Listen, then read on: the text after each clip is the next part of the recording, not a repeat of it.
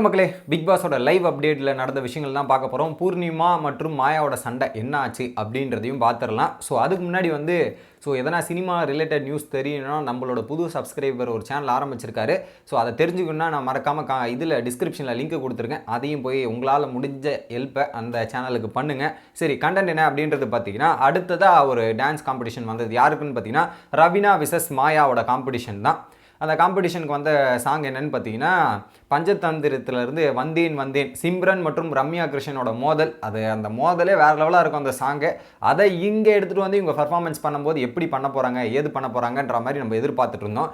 So அந்த நிலைமையில் என்ன ஆச்சுன்னு பார்த்தீங்கன்னா, ஒரு பக்கம் உள்ளே போயிட்டு கம்ப்ளீட்டாக மாயா நிறைய இடத்துல டாமினேட் பண்ணாங்க. ஸோ அதில் பரதநாட்டியம் பர்ஃபார்மன்ஸ் பண்ணுற மாதிரி பண்ணிட்டு இருந்தாங்க. அதில் ரவீனா அது ஒரு சண்டை மாதிரி தானே இருக்கும். அந்த சாங்கில் ஒரு சண்டை தான் அந்த சாங்கு. அந்த சண்டையை எப்படி டிஃப்ரெண்ட் ஆங்கிளில் எடுத்துகிட்டு போகிறோம், எந்த மாதிரி பண்ணுறோன்றது தான் அந்த சாங்கில் இருக்குது. ஸோ மாயா நிறைய ஸ்டெப்ஸ் டிஃப்ரென்ஸாக பண்ணாங்க. அந்த சாங்கில் ஒரு 6 நிமிஷம்னா 3/4 நிமிஷம் ஓவராலாக டாமினேட் பண்ணது மாயா தான். நடுவில் ரவீனா எங்கெங்கெல்லாம் ஸ்கோர் பண்ண முடியும் அந்த கேப்பை கொடுத்துட்டு ஸ்பேஸை கொடுத்துட்டு கரெக்டாக இது பண்ணிட்டு இருந்தாங்க. ஸோ 2 பேருமே நல்லா தான் விளையாடினாங்க. யாரை கம்ப்ளீட்டாக ப்ரிடிக்ட் பண்ணுறது, யாரை எடுக்கிறதுனே எனக்கு தெரியல. ஒரு பக்கம் இவங்க நிறைய பண்ணுறாங்க, அதில் ஃபன்னும் இருந்தது. இன்னொரு பக்கம் தேவையான இடத்துல கரெக்டாக இவங்க சண்டை போடுற மாதிரி அந்த இடத்துல இவங்க ஸ்கோர் பண்ணுறாங்கன்றதால கரெக்டாக என்னாலையும் 2 பேரில் யாராவது ஒருத்தரை செலக்ட் பண்ணும்போதுன்றது ரொம்ப கஷ்டமாகவே இருந்தது. ஸோ அதே நிலைமை தான் ஹவுஸ்மேட்ஸுக்கும் இருந்தது அப்படின்றது தான் நமக்கும் லேட்டாக புரியுது. என்ன நடக்குதுன்னா, ஸோ ஒரு பக்கம் ஓட்டிங் ப்ராசஸ் நடக்குது. 2 பேரும் டான்ஸ் ஆடி முடிச்சிட்டாங்க. ஓட்டிங் ப்ராசஸ் நடக்குது. ஃபஸ்ட்டு பார்த்தீங்கன்னா, நிக்சன் மற்றும் விக்ரம் மாயாவுக்கு சொல்லிடுறாங்க. அடுத்து விசித்ரா மற்றும் விஷ்ணு ரவீனாவுக்கு சொல்லிடுறாங்க. இந்த சைடு பார்த்தீங்கன்னா, ஃபஸ்ட்டு பூர்ணிமா சொல்கிறாங்க, ரவீனாவோட டான்ஸ் நல்லா இருந்து, ஆனால் நான் மாயா கோட்டு போடுறேன்னு மாயா கோட்டு போட்டாங்க. தினேஷும் மாயா ஆடுற டான்ஸ் என்னால் ப்ரிடிக்ட் பண்ண முடியல, அடுத்து என்ன ஸ்டெப்பாக இருக்குன்றதை என்னால் கணிக்க முடியல, அதனால் நான் அவங்களுக்கு போடுறேன்ற மாதிரி அவங்களுக்கு போட்டாங்க. மிச்சம் 2 பேர் இருக்காங்க பார்த்தீங்களா, ஒரு பக்கம் விஜய் வர்மாவாக இருக்கட்டும், இன்னொரு பக்கம் அர்ச்சனாவாக இருக்கட்டும், 2 பேருமே ரவீனா ஓட்டு போட்டாங்க. ஸோ இதில் ஒரு முடிவு வரணும். என்ன ஆகுதுன்னா, 4-4 அப்படின்ற ஓட்டில் டை பிரேக்கர் ஆகுது. டை பிரேக்கர்னால் ஒரு பக்கம் எதனா ஒரு சைடு ரிசல்ட் வந்தே ஆகணும். இந்த மாதிரி டை பிரேக்கர் கணக்கில்.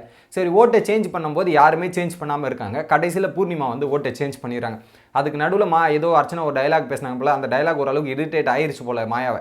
ஸோ பூர்ணிமா என்ன பண்ணிட்டாங்கன்னா, ஸோ சூப்பராக நீங்கள் இதெல்லாம் டான்ஸ் ஆனீங்க, இதெல்லாம் பண்ணீங்க. பட் அந்த சாங்குக்கு ஏற்ற மாதிரி கரெக்டாக ஸ்பேஸை கொடுத்து, கரெக்டாக உங்களுக்கான இடத்த கொடுத்து, எங்கெங்கெல்லாம் ஆடணுமோ அதுக்கேற்ற மாதிரி ரவீனா ஆடினாங்க. ஸோ அதனால் நான் ரவீனாவுக்கு ஓட்டை மாற்றிக்கிறேன்ற மாதிரி பூர்ணிமா ஓட்டை மாற்றிருந்தால 5-3ன்ற நிலைமையில் ஒரு பக்கம் ரவீனா அந்த டாஸ்க்கை ஜெயிக்கிறாங்க. வெளியே வரும்போதே நீங்களாம் அப்படி ஏங்க சொல்கிறீங்க, நீங்களாம் அதை சொல்லக்கூடாது அப்படின்ற மாதிரி ஒரு பக்கம் பூர்ணிமாவுக்கு எதிராக மாயா பேசுகிறாங்க. என்னென்னா, பூர்ணிமா அவங்களோட ஒப்பீனியன், ஓகேங்களா, நான் இப்படி எக்ஸ்பெக்ட் பண்ணேன், ஆனால் நீங்கள் இப்படி ஆடிட்டீங்க அப்படின்றது தான் பூர்ணிமாவோட கருத்து. ஏன்னா நீங்கள் ஸ்பேஸ் கொடுத்து விளையாடிருந்தீங்கன்னா இன்னும் நல்லா இருந்திருக்கும், கேம் ஸ்பேஸ் கொடுத்து டான்ஸ் ஆடிட்டு இருந்தீங்கன்னா நல்லாயிருக்கும் அப்படின்றதான் இவங்களோட எக்ஸ்பெக்டேஷன். பட் அங்கே நடந்தது வேறு அப்படின்னும் போது ஒரு பக்கம் மாயா டென்ஷன் ஆகிட்டு அங்கே ஆர்கியூமெண்ட் ஆகுது. பூர்ணிமா மாயா அப்படின்ற மாதிரி ஆர்கியூமெண்ட் போயிட்டு இருக்க நிலமையில் கரெக்டாக அந்த பொசிஷனில் உட்காந்துருவாங்களே எப்பவுமே, small boss to big boss, அந்த கனெக்ஷனில் உட்காந்து டிஸ்கஸ் பண்ணும்போது என்னங்க ஆச்சு, ஏன் அப்படி பேசுனீங்க சொல்லுங்க அப்படின்ற மாதிரி. இப்போ நீங்கள் ஏங்க ட்விஸ்ட் பண்ணி விட்றீங்க, நீங்கள் இப்படிலாம் ட்விஸ்ட் பண்ணி விடக்கூடாதுங்க, வீட்டில் இருக்கவங்க எல்லாருமே என்னை பற்றி தாங்க இப்போ பேசுவாங்கன்ற மாதிரி. ஸோ பூர்ணிமா சொன்ன இது நிறைய பேர் ட்விஸ்ட் பண்ணி விட்டா மாதிரி ஆயிடுச்சா, நீங்கள் மாற்றி பேசிட்டீங்க, மாற்றி இது பண்ணிட்டீங்கன்ற மாதிரி ஒரு பக்கம் ஃபீல் பண்ணுறாங்க யார், மாயா அவர்கள். பூர்ணிமா அவங்களோட எதிர்பார்ப்பு இது, ஆனால் நீங்கள் எதிர்பார்ப்பை பூர்த்திப்படுத்தலை அப்படின்ற மீனிங்கில் சொன்னாங்க. பட் நீங்கள் அதை சொன்னீங்க, அதனால் வேறு மாதிரி போகுது அப்படின்றத அவங்க நினச்சிக்கிட்டாங்க. ஏன்னா ஒரு பக்கம் இவங்க தான் சொன்னாங்க, யார் மாயா தான் ரவீனாவுக்கு போடுன்ற மாதிரி சொல்லியிருக்காங்க போல். அதை அங்கே அப்படியே ஓப்பனாக சொல்லிடுறாங்க. இப்போ நீங்கள் சொல்லி போட்டுட்டு அவங்க ரீசன் கொடுக்காம நான் எங்கே என்ன பண்ண முடியும், ரீசன் எனக்கு தோணுது தானே குத்தேன், இதை நீங்கள் தப்பு சொல்கிறீங்க, என்ன சொல்கிறீங்க என்னங்க அப்படின்ற மாதிரி ஒரு பக்கம் பூர்ணிமாவும் கேட்குறாங்க.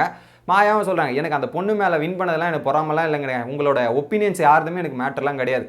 பட் எனக்கு என்னென்னா, நீங்கள் அப்படி இது பேர்னதே எனக்கு பிடிக்கல அப்படின்ற மாதிரி சொல்லுங்க. ஒப்பீனியன்லாம் மைண்ட்லேயே எடுத்துக்க மாட்டேன், இதெல்லாம் பண்ண மாட்டேன்னு சொல்கிறீங்க. அப்புறம் அந்த சண்டை அப்படின்ற மாதிரி தான் நமக்கு இருக்குது. திரும்ப முதல்லேருந்து ஆரம்பிக்கிறீங்கன்ற மாதிரி திரும்ப போயிட்டு ஒரு பக்கம் பூர்ணிமா சாரி கேட்குறாங்க, கண் கலங்குற மாதிரி நிலமை போகிறாங்க. என்னங்க நீங்கள் அப்படின்னும் போது ஒரு பாயிண்ட்டை மாயா சொல்லிடுறாங்க, உங்களுக்கு புரிதலே இல்லாமல் நீங்கள் பேசிடுவீங்க, உங்களுக்கு புரிய வைக்கிறதுக்கே எனக்கு இரிட்டேட் ஆகும், உங்களுக்கு புரிதல் இல்லாமல் பேசுகிறீங்க, உங்களுக்கு புரிய வைக்கிறதாக நான் கடுப்பாயிருவேன், இரிட்டேட் ஆகிட்டு போயிடுவேன், பல விஷயங்கள் நீங்கள் எப்படி தான் பண்ணுவீங்கன்ற மாதிரி ஒரு சில விஷயங்களை ஓப்பனாக பேசுகிறாங்க.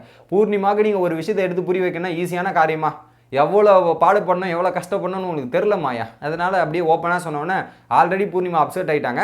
இன்னும் கொஞ்சம் அப்செட் ஆகிட்டே இருந்தாங்க போல். ஒரு பாயிண்ட்டுக்கு மேலே என் ஆளை விடு சாமி நான் போகிறேன் அப்படின்ன மாதிரி மாயா தலையில் கை வச்சுக்கிட்டு உட்காந்துக்கிட்டே ரொம்ப ஃபீல் பண்ணுற மாதிரி உட்காந்துக்கிட்டு அது மாதிரி ஆகிட்டாங்க. என்னால் ஃபன் பண்ண முடியலங்க இந்த வீட்டில், நான் அந்த வீட்டை விட்டு வெளியே போகிறேங்க, நான் அமுச்சு விட்ருங்க, ஃபன் பண்ண முடியலன்ற மாதிரி. 2வது வாரமே நீ இப்படி தான் சொன்னேன், அப்பயே போயிருந்தீங்கன்னா இந்த பிரச்சனைலாம் இருந்திருக்காது, திரும்ப முதல்ல இருந்தா அப்படின்ற மாதிரி தான் இருக்குது.